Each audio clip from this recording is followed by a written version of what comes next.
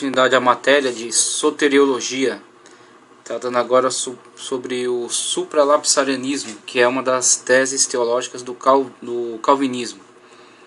Então, antes mesmo de tratar da questão do supralapsarianismo, vamos ainda na página 2 construir nosso entendimento sobre a importância até do estudo da matéria da soteriologia. Então, por exemplo, na página 2, temos que o homem natural é afastado da fé e da esperança de vida eterna, pensa não ser importante conhecer o plano de salvação, mas isso decorre do fato de ter seus olhos espirituais fechados. Então a gente está abordando dessa forma, tratando do tópico aqui, importância de conhecer o plano da salvação, no caso. Então, por que o plano de salvação não é importante para todos? Porque não é um tema fundamental para todos? Porque nem todos entendem que vão ser alcançados por alguma salvação, ou entendem que seja importante serem salvos. Muitas pessoas têm adotado uma forma de viver, ateia, uma forma onde não adotam nenhum conceito de fé, nenhum conceito de crença, e vão simplesmente vivendo cada dia, mas sem esperança de salvação, sem esperança futura, sem pensar em eternidade, sem pensar em mundo espiritual, mas se limitando ao materialismo, né? Então, muitas pessoas adotaram uma forma de vida extremamente materialistas, como expressa aqui o livro de Isaías, o livro do profeta Isaías, no capítulo 22. Você vê que isso não é novo, né? A forma materialista de se viver não é nova. Então, não pense que foi criada por Karl Marx, no seu livro, a obra chamada Materialismo Histórico. Não foi ele que inventou isso. Isso já é um erro cometido há muito tempo. Muitas pessoas acham que o mundo espiritual possa ser desprezado, que possam viver simplesmente limitadas ao plano físico, ao plano material. Isaías 22:13 diz: porém, eis aqui gozo e alegria, matam-se bois e degolam-se ovelhas, come-se carne, bebe-se vinho, e disse: comamos e bebamos, porque amanhã morreremos. Essa é a perspectiva materialista sobre a vida, sem esperança futura, sem esperança de vida eterna, sem preocupação de vida com Deus. Então, uma das formas que mais expressam esse materialismo intrínseco de algumas pessoas, essa forma de viver, essa forma de filosofia, é, por exemplo, quando você tenta entender o objetivo de vida, o sentido de vida. Então é a diferença entre aqueles que têm esperança, aqueles que têm fé, e aqueles que vivem numa vida limitada aos conceitos materialistas, o conceito do plano físico, é o sentido de um viver no acaso e outros viverem por causa. Aqueles que vivem por acaso também. Talvez a pergunta mais emblemática que exemplifique a angústia daqueles que vivem sob a lei do acaso seja: quem sou? De onde vim? Para onde vou? Então, 3 dimensões aí que indicam uma dúvida, um buraco, um vazio de perspectiva e de segurança, de certeza. Ele não sabe definir muito bem esse quem sou. É um vazio de definição sobre a sua essência. Sinceramente, qual é a sua importância? Para que ele serve? Por que ele existe? Dentro de todo esse complexo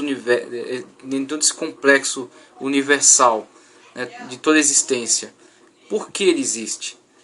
Outra coisa, qual a origem da sua existência? Houve propósito? Houve intenção na sua criação? É onde o darwinismo vai dizer que não houve intenção.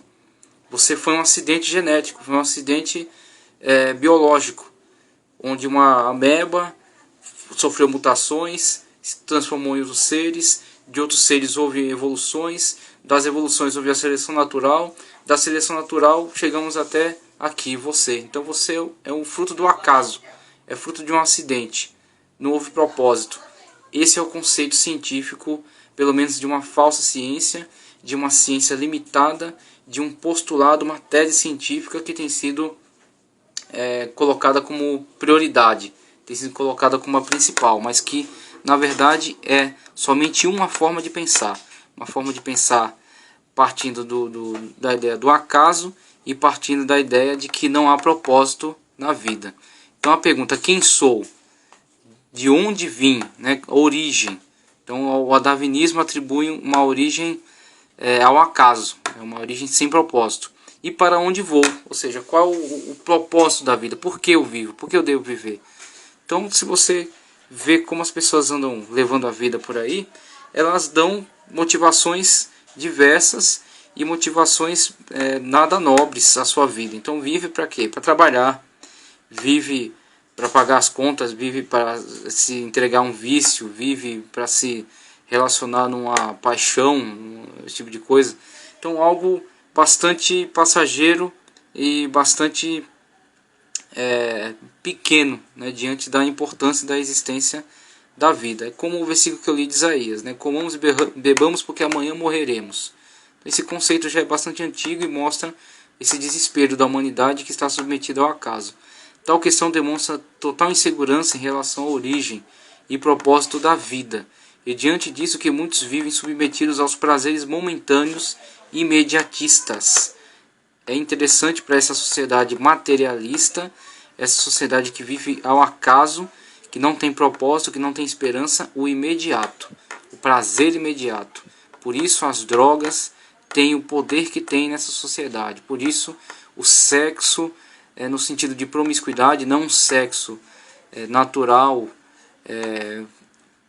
controlado dentro de padrões saudáveis, vivido dentro de padrões honestos. Não, isso não é interessante para eles. Por quê? Porque o importante é o prazer imediato, o prazer imediatista. Por isso, essa busca não pela liberdade. Liberdade não é isso que tem sido vivido, mas libertinagem. Decorre tudo essa filosofia, dessa forma de vida, né? Essa falta de direção para a vida. Nós vivemos, e por isso nos importamos com o estudo dessa matéria que estamos estudando, a soteriologia, o plano de salvação, o plano de Deus. Nós vivemos movidos por causa. Nossa existência tem uma causa. Diferente é a situação daqueles que vivem por uma causa. A firmeza, a convicção e a esperança levaram pessoas ao longo de toda a história da humanidade a realizarem os atos de maior heroísmo e nobreza, instigados por uma causa. Nós vivemos pela causa de Deus. Se temos uma causa, temos um propósito, uma esperança, certeza, e por causa dessa certeza temos aqui compromisso em estudar o plano que desenvolveu toda essa certeza, né, e todo esse propósito, essa causa da qual nós partilhamos, a causa da salvação.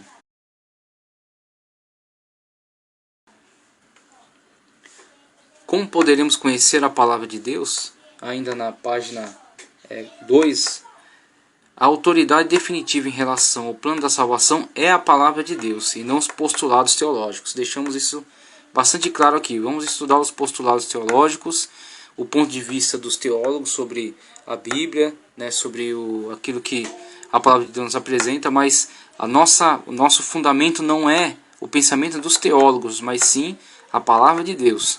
Sempre o fundamento é a palavra de Deus. Então os teólogos, se debruçando sobre a palavra de Deus, eles têm diversos pontos, diversos elementos sobre os quais eles trabalham. Esses elementos podem ser referenciais, inferências, ou os referenciais e as inferências que, quando analisados e quando trabalhados, né, desenvolvendo suas teses, geram divergências. Então as divergências são frutos disso. Frutos não das referências. As referências são citações claras, como a gente vai ver aqui. As referências são as citações claras feitas pela Bíblia acerca de conceitos da salvação. Exemplo, Deus é o autor do plano salvífico. Isso é um ponto pacífico. Então é uma referência. É um ponto referencial. Um ponto claro, objetivo. Não há muito debate sobre isso. Por quê? Porque é algo pacífico, é algo claro. Todos entendem. Todos veem e entendem com tranquilidade. Agora, as inferências são os pontos mais delicados, mais complicados, mais obscuros, e sobre esses pontos há divergências, e aí por isso temos referências, inferências e divergências. Há divergências de interpretação. Então, por exemplo, são teses teológicas que buscam fundamentar-se em interpretar textos que deixam uma certa margem. Então existe uma margem interpretativa, não são tão claros, por isso surgem divergências de interpretação. Por exemplo, Efésios 1:10. Diz Deus que vai tornar a congregar todas as coisas em Cristo.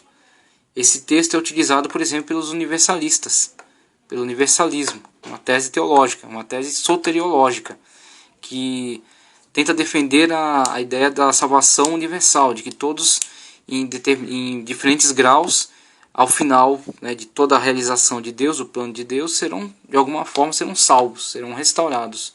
E eles se fundamentam sobre esse texto aí. Só que aí você vai ver, eles vão entrar em divergência com diversas linhas teológicas, principalmente o calvinismo, mas também o arminianismo, que é a tese teológica que nós adotamos. Então, divergências são isso, são quando diferentes pensadores cristãos realizam o trabalho de interpretação e sistematização da doutrina soteriológica e surgiram diferentes pontos de vista sobre o mesmo tema. Então, esses diferentes pontos de vista são essas divergências. Essa discussão sobre o tema, a importância da soteriologia, a gente já viu que a questão soteriológica não é importante para todos, porque nem todos têm esperança futura, né? Nem todos têm esperança de vida eterna. Então, essa falta de esperança de vida eterna decorre do fato de não crerem, por exemplo, no mundo espiritual, serem materialistas. E a gente vê bastante divisão entre a pessoa que crê no mundo espiritual e que não crê, quando a gente vê a questão de viver pelo acaso ou viver por causa. Talvez a pergunta mais emblemática, que exemplifique a angústia daqueles que vivem sob a lei. Por que a soteriologia é importante para nós, uma vez que nós temos esperança de salvação e queremos entender como funciona? É importante entendermos também como é construída, né, a ciência do estudo da salvação, né, da soteriologia. Então, por exemplo, a autoridade definitiva em relação ao plano da salvação é a palavra de Deus, e não os postulados teológicos. Por mais que a gente vai estudar os pontos de vista de cada teólogo, nós não estabelecemos a nossa segurança nos postulados teológicos, mas sim na própria palavra de Deus. Ela é a autoridade definitiva. E a palavra de Deus é estudada da seguinte maneira: tem os pontos referenciais, que são as citações claras feitas pela Bíblia acerca de conceitos da salvação. Por exemplo, é pacífico entre todos os pensadores soteriológicos que Deus é o autor do plano da salvação. Então, independentemente das diferentes teses e formas de pensar, esse ponto é um ponto pacífico, é um ponto referencial. Então, a palavra de Deus tem referências, por exemplo, pontos claros que são entendidos de uma forma pacífica entre os diferentes pensadores. Mas existem também as inferências. São teses teológicas que buscam fundamentar-se em interpretar textos que deixam uma certa margem interpretativa. Então, uma margem onde existe um trabalho de pensadores que vão por caminhos diferentes, que vão interpretar o mesmo texto, mas com pontos de vista divergentes. Exemplo, Efésios, capítulo 1, versículo 10. O texto que está lá, a ideia que nos traz é a seguinte: diz que Deus vai tornar a congregar todas as coisas em Cristo. Esse texto é utilizado, por exemplo, pelo universalismo, para defender o seu ponto de vista de que todos serão salvos em diferentes graus. Então ele diz que tudo vai ser congregado em Cristo, as coisas no céu, na terra e no mundo espiritual. Tudo vai ser novamente reconciliado nele. É um texto de difícil interpretação, é um texto que deixa margem, e onde diferentes pensadores vão produzir diferentes teses. Vai ter divergências, que é o próximo ponto que a gente vai ver, entre o universalismo, o arminianismo, o calvinismo, vão interpretar de diferentes maneiras. Então são um ponto de inferências sobre os textos bíblicos. Então as divergências, quando diferentes pensadores cristãos realizam o trabalho de interpretação e sistematização da doutrina soteriológica e surgiram diferentes pontos de vista sobre o mesmo tema. Então, o trabalho de interpretação, vão buscar a palavra, a origem da palavra, a origem no texto, no texto em que foi escrito, no grego, por exemplo, na língua grega do Novo Testamento, na língua hebraica do Antigo Testamento. E aí vão ter diferentes formas de interpretar aquela mesma palavra, né, os sinônimos. E desses sinônimos que eles vão pesquisar, eles vão elaborar diferentes pensamentos sobre o mesmo texto. E esses diferentes pensamentos vão dar origem aos diferentes postulados soteriológicos. Então, o calvinista lê desse jeito esse texto, o arminianista lê desse outro jeito, o agostinianismo também tem um outro ponto, né? O universalismo também tem a sua forma de pensar. Vão ter os diferentes postulados teológicos a partir dessas inferências desses textos que não são tão claros, né? E que dão margem a essas diferenças. Então são por isso que surgem as diferentes teses, nós vamos estudá-las, mas sempre firmando o nosso coração. A palavra de Deus é o principal, a palavra de Deus é o fundamento. A gente tem que buscar a nossa salvação não nos teólogos, mas sim na palavra de Deus. Os diferentes pensadores, ao fazer a leitura dos textos, e encontram esses textos que não são referenciais, não são textos claros, objetivos, né, textos óbvios, mas são textos de inferência, textos que têm margem interpretativa, eles vão buscar, por exemplo, a origem das palavras. Então eles vão ao Novo Testamento grego e o Antigo Testamento hebraico, vão pegar aquelas palavras de difícil entendimento, vão ver os seus sinônimos e a partir da leitura dessas diferentes formas de entender estas palavras, vão fazer um trabalho exegético, um trabalho de interpretação, e vão começar a construir as suas teses interpretativas. Vão dizer, esse texto significa isto, esse texto diz isto. Então, a partir dessa leitura, o universalista vai dizer, Deus pretende salvar todas as pessoas em diferentes graus. O calvinista vai dizer, não, Deus pretende salvar uma parte das pessoas. E o supralapsarianismo vai dizer, Deus já de antemão salva e condena alguns. O infra a gente vai ver depois. Deus, depois da queda, deixará que uns sejam condenados. O arminianista vai dizer, Deus dá livre-arbítrio para que uns escolham salvação e outros escolham condenação. Isso são as divergências. Doutrinas, por exemplo, que estudaremos aqui, trataremos dos calvinistas, que têm origem no reformador João Calvino. Então, quase simultâneo à reforma que Lutero fez na Alemanha, surge este francês que muda-se para a Suíça e estabelece a reforma protestante na Suíça. E ele elabora uma extensa teologia reformada, saindo das teologias católicas, né? E começando a partir da reforma a questionar muitos pontos que ele entendia ser heréticos dentro dessa teologia católica. Então, João Calvino, e de Calvino vão surgir continuadores. A gente vai ver, por exemplo, continuadores que adotarão um ponto de vista supralapsariano ou infralapsariano. Supralapsariano, por exemplo, Teodoro Beza, que é um continuador do calvinismo. Agostinianistas, que são pensadores cuja teologia tem origem em Agostinho de Hipona, um dos mais importantes teólogos da cristandade, que viveu em 400 depois de Cristo. Então eles vão defender pontos de vista que muitas das vezes não eram defendidos nem por Agostinho, mas a teologia deles tem origem nele e eles passam a desenvolver outros pontos de vista a partir desta origem em Agostinho. Arminianismo, que vem de Jacobus Armínio, que inclusive é chamado de remonstrante, que ele viveu na época de Teodoro Beza, também dentro do contexto calvinista, só que discorda de alguns pontos de vista calvinista, e daí onde desenvolve uma teologia própria dele, né? Uma teologia que vai contrariar, que vai refutar alguns pontos calvinistas. Por exemplo, quando ele reafirma a importância do livre-arbítrio, nos relacionando até de forma mais próxima dessa teologia. E o universalismo, que já falamos um pouco, teologia que adota a salvação universal, é praticada, por exemplo, por H.N. Champlin, autor de um importante comentário bíblico e uma obra teológica filosófica também, de comentário, e que a partir de alguns textos bíblicos entende que Deus vai realizar uma salvação universal, em diferentes graus, em diferentes níveis de salvação, mas que vai congregar novamente todas as coisas em Cristo. Das doutrinas soteriológicas, nós vamos ver aqui algumas delas, né? Vamos estudar algumas delas, nos aprofundar, né, entender como é que pensavam esses teólogos que elaboraram essas doutrinas soteriológicas e ver como elas têm influenciado a vida da igreja tem influenciado os pensadores e os movimentos, né, movimentos religiosos que constituem aí a base da reforma, né, constituem a base da igreja, das igrejas evangélicas, igrejas reformadas, pentecostais, e de onde eles tiram a sua forma de pensar o tema da soteriologia.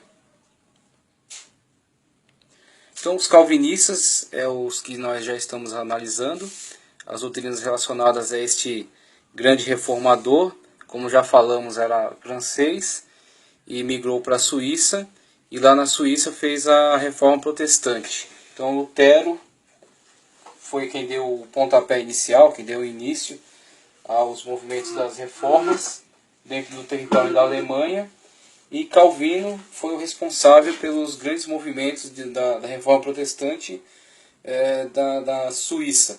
Na verdade, antes de Calvino, e nós vamos estudar isso na matéria que trata de história da igreja, por exemplo, nós vamos ver que Zwinglio foi um personagem muito importante na reforma protestante na Suíça. Mas João Calvino, a gente está enfatizando, abordando muito, falando sobre João Calvino, porque ele foi um grande teólogo, na verdade, né? Ele foi aquele que desenvolveu um grande conteúdo teológico que influenciou a igreja tanto na Suíça como influenciou movimentos da igreja que se expandiram por diversos outros lugares, por exemplo, a Inglaterra, os Estados Unidos, através de movimentos que têm origem no pensamento de João Calvino. Então, o calvinismo, que nós vamos estudar, ele se divide principalmente em duas alas, os supralapsarianistas e os infralapsarianistas, que nós estaremos vendo um pouco mais acerca das duas definições a seguir. Os agostinianistas, que são teólogos que tomam emprestado, né, tomam as ideias de Agostinho de Hipona, um grande teólogo que nasceu em 354 em Tagaste, no norte da África, a África romana, a época que é dominada pelo Império Romano. E 400, por exemplo, ele estava em grande produção teológica e desenvolveu um vasto campo de pensamento da teologia da igreja. Então é um dos teólogos mais importantes, talvez até o teólogo, tirando Paulo tem um aspecto maior do que ser um teólogo. Paulo é um apóstolo, né? Do colégio apostólico, aquele que constituiu o texto sagrado, mas abaixo, vamos dizer assim, Agostinho é um dos maiores. Então a teologia depende muito de Agostinho, e muitos desses pensadores, Calvino mesmo, e os demais pensadores que integram a reforma, buscam muito de suas ideias na teologia de Agostinho de Hipona, que é com certeza a sua teologia muito abrangente e muito extraordinário, um pensamento bastante profundo. Então vamos ver também na sequência um pouco de Agostinho. O arminianismo é a teologia praticada por Jacobus Armínio, é uma teologia que enfatiza a questão do livre-arbítrio. Nós estamos muito mais relacionados a esta teologia, a este ponto de vista sobre a soteriologia, o ponto de vista arminiano. Nós vamos ver no que contrasta com a teologia calvinista, por exemplo. A teologia calvinista tem um olhar sobre a questão da salvação, a predestinação, o livre-arbítrio.